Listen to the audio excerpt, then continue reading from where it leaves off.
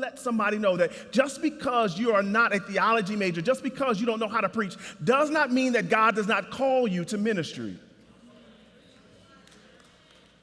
Because what happens when God calls you out of the pulpit, does that mean that you're no longer a minister?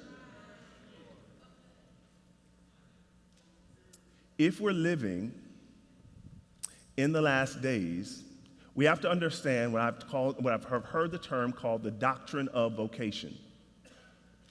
And what that simply means is that God calls us to minister wherever we are, but primarily in the area or sphere where we work.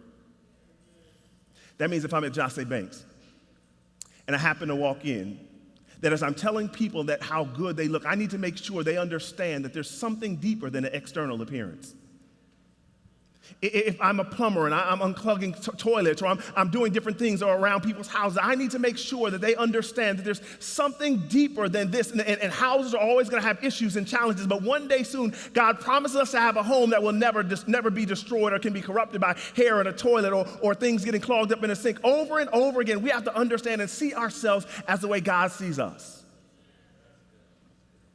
Chosen, peculiar, special, ministers of the gospel, regardless of if I'm standing behind a pulpit or not. So we understand, first of all, we have to understand that God calls people, when God calls us, rarely are we the most qualified.